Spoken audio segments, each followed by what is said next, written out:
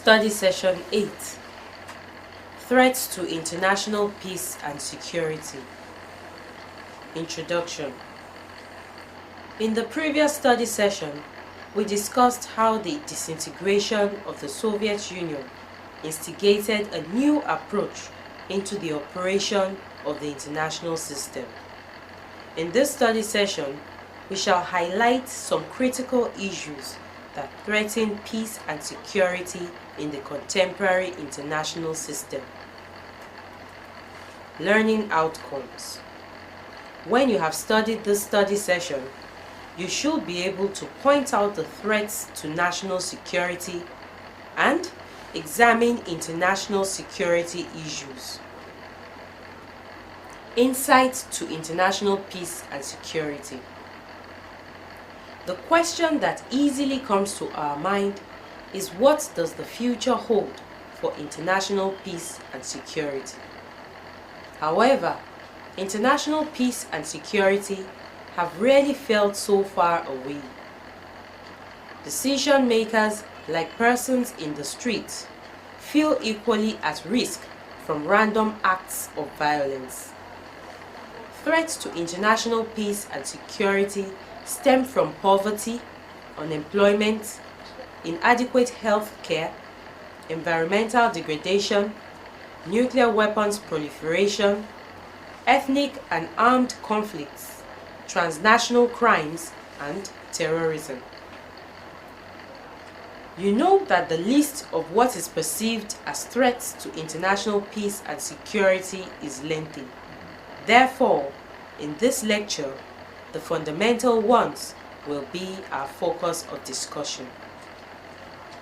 Hint: threats to international peace and security stem from poverty, unemployment, inadequate health care, environmental degradation, nuclear weapons proliferation, ethnic and armed conflicts, transnational crimes, and terrorism.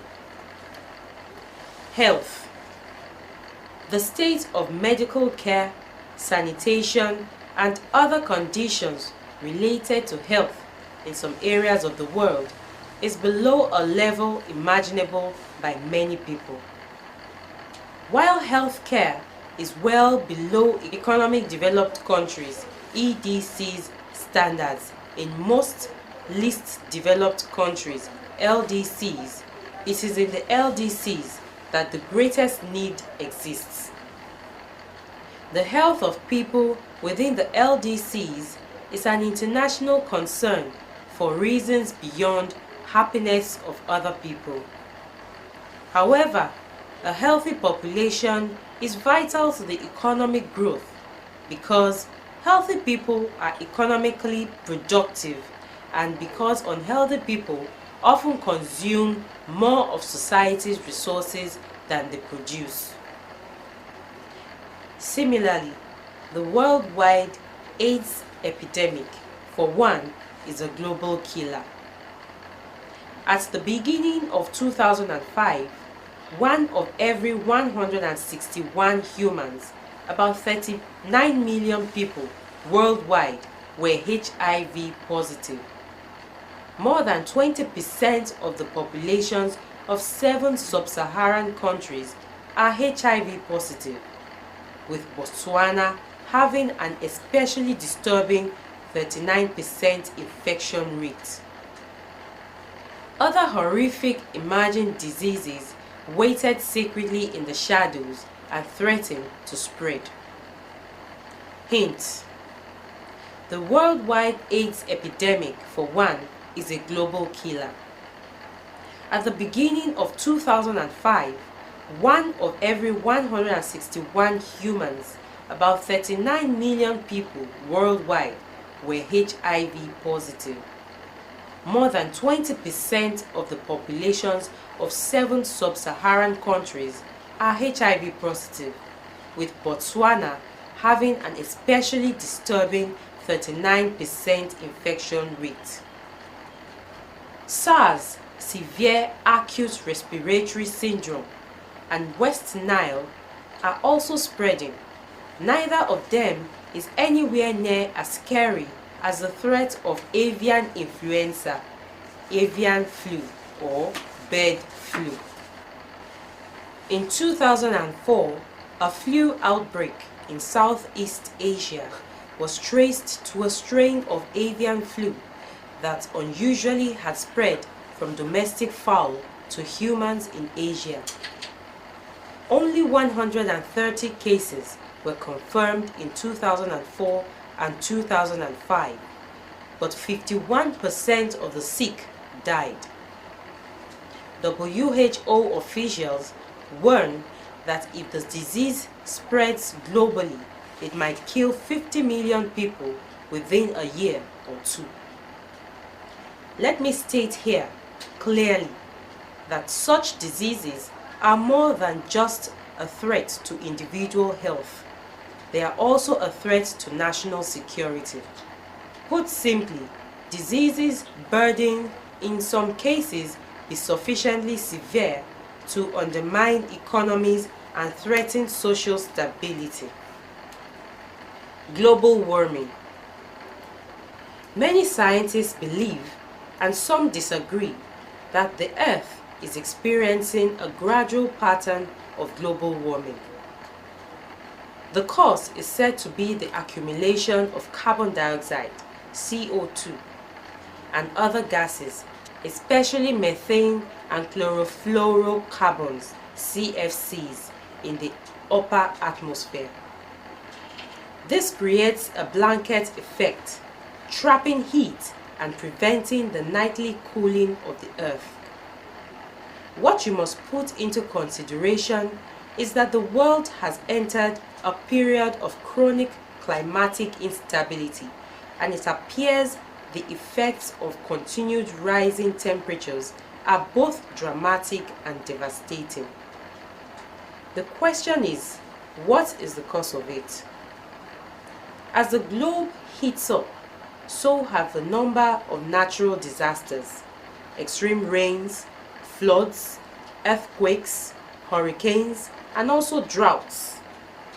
Sea levels could rise up to 3 feet, mostly because of melting glaciers and the expansion of water as it warms up, that will flood vast areas of low-lying coastal land, including major river deltas, most beaches on the US Atlantic coast, part of China and the Maldives, the Seychelles, and the Cook and Marshall Islands. More than 1 million people could be displaced, and 30 million could be put at risk of at least one flood per year. In addition, rainfall will increase globally, but only the areas already prone to flooding would flood more, even more severely, with deadly storms such as the 1997 El Nino surge of storms in the Pacific, the flooding of the Dakotas, and the devastating Asian tsunami in December 2004. You can now understand the reason for the heavy downpour in August at Ibadan in 2011 becoming more common. Thus, the combination of flooding and droughts would cause tropical diseases such as malaria and dengue fever to flourish in previously temperate regions that were formerly too cold for their insect carriers. As a way of conclusion, global warming is disruptive, and its adverse effects are projected to predominate for much of the world, particularly in the tropics and subtropics. Arms and security issues. Weapons of mass destruction. Weapons of mass destruction comprise 3 types: nuclear, chemical, and biological weapons. They are distinguished from conventional weapons by their enormous potential damage, given their small size and modest costs, and by their relative lack of discrimination in whom they kill. When displayed on ballistic missiles, they can potentially be fired from the home territory of one state and wreak great destruction on the home territory of another. Until now, this has never happened. But the mere threat of such an action undermines the territorial integrity and security of states in the international system. You can legitimately ask, what constitutes weapons of mass destruction? The following are useful in providing answers. These are: nuclear weapon. Nuclear weapons are in sheer power the most destructive weapons. A single weapon the size of a refrigerator can destroy a whole city. Defending against nuclear weapons is extremely difficult at best. To understand the potentials for nuclear proliferation, one has to know something about how nuclear weapons work. There are two types: fusion weapons, also known as atomic bombs. They are smaller and less expensive. Fusion weapons, also called thermonuclear bombs, hydrogen bombs, or H-bombs. The effect of nuclear weapons include not only the blast of explosion, but also the heat and radiation. Heat can potentially create a self-sustaining firestorm in a city. Radiation creates radiation sickness, which at high doses kills people in a few days, and at low doses creates long-term health problems, especially cancers. Chemical weapon. A chemical weapon releases chemicals that disable and kill people. The chemicals vary from lethal ones such as nerve gas to merely irritating ones such as tear gas. Different chemicals interfere with the nervous system, blood, breathing, and other body functions. Some can be absorbed through the skin, others must be inhaled. Chemical weapons are by nature indiscriminate about who they kill. Several times, chemical weapons have been deliberately used against civilians, notably by the Iraqi government against Iraqi Kurds in the 1980s. Biological weapon. Biological weapons resemble chemical ones, but use deadly microorganisms and biologically derived toxins. Some use viruses or bacteria that cause fatal diseases such as smallpox, bubonic plague, and anthrax.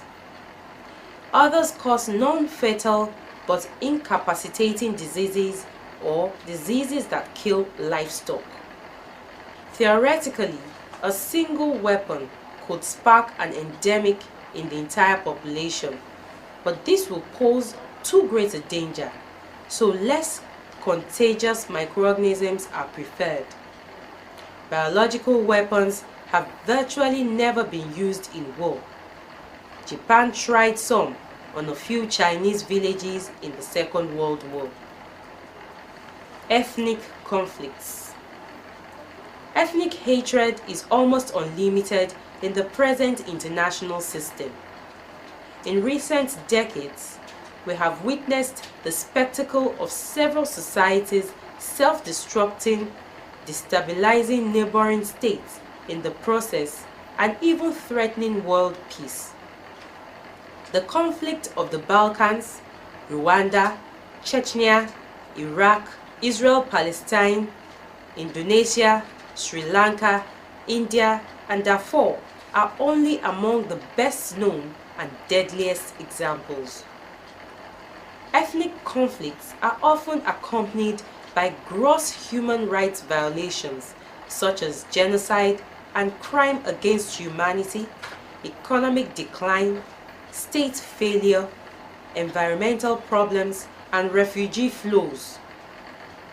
Violent ethnic conflicts lead to tremendous human suffering.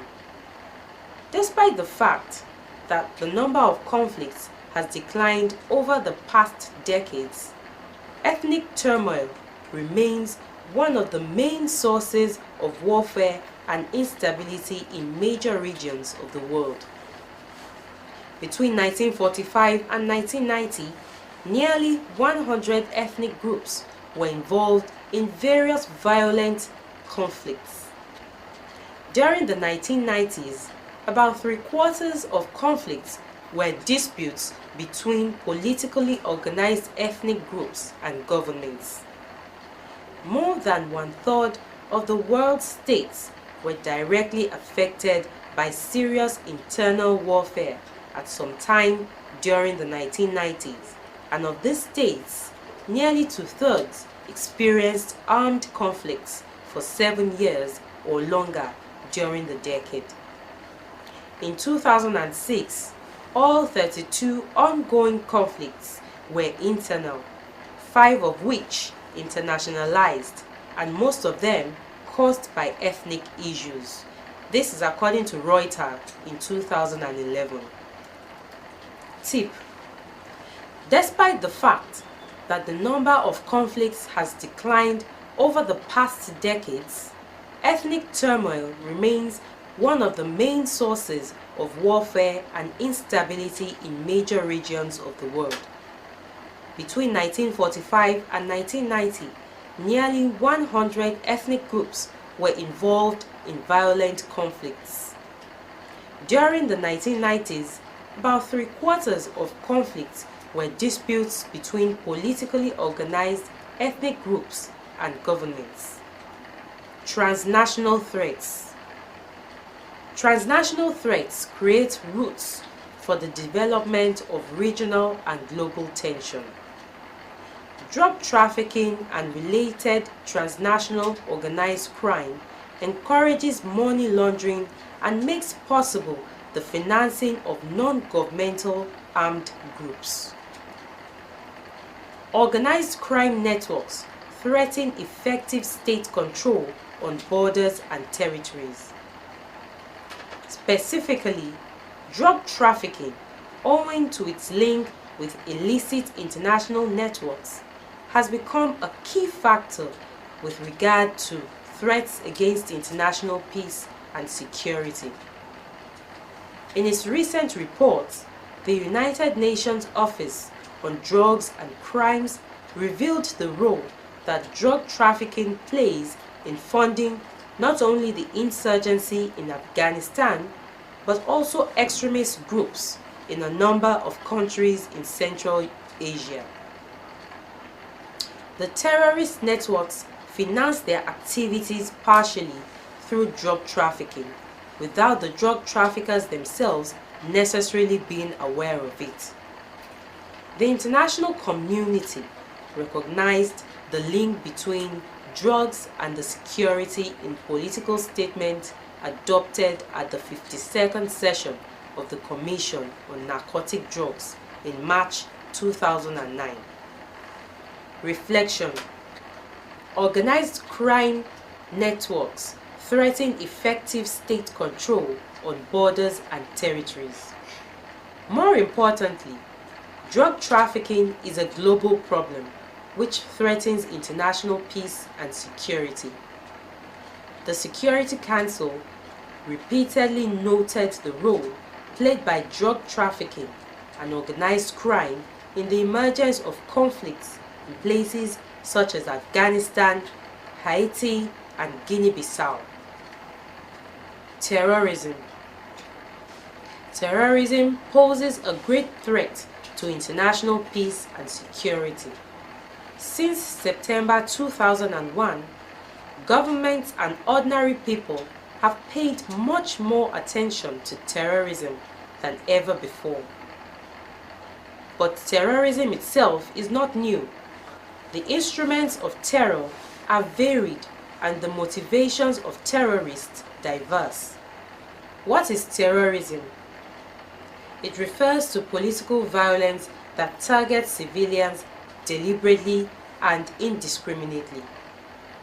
Lacquer in 2006 sees terrorism as the use or threat of violence, a method of combat or a strategy to achieve certain goals, that its aim is to induce a state of fear in the victim, that it is ruthless and does not conform to humanitarian norms, and that publicly is an essential factor in terrorist strategy.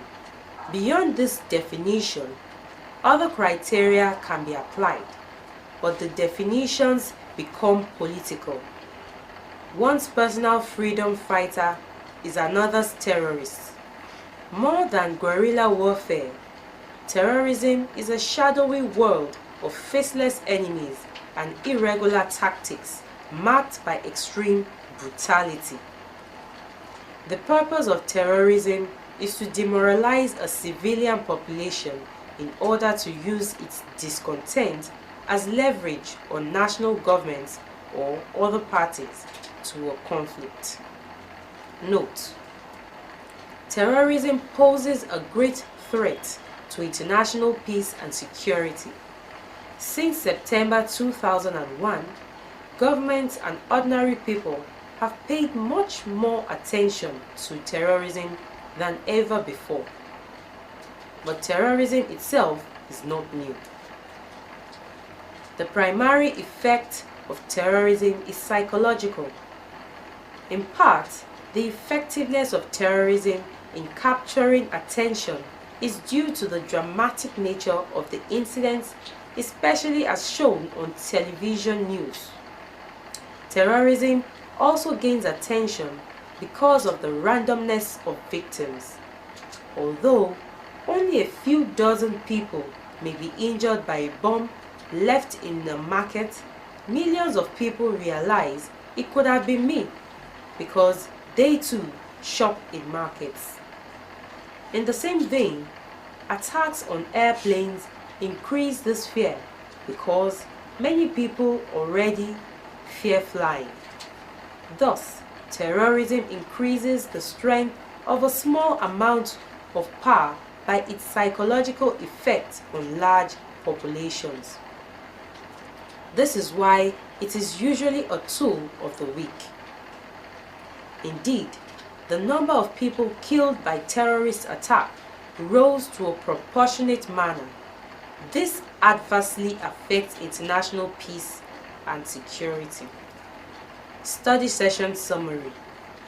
In this study session, we learned that international peace and security is being threatened by ethnic violence, global warming, weapons of mass destruction, poverty, health problems, and other related diseases, transnational crimes, and terrorism.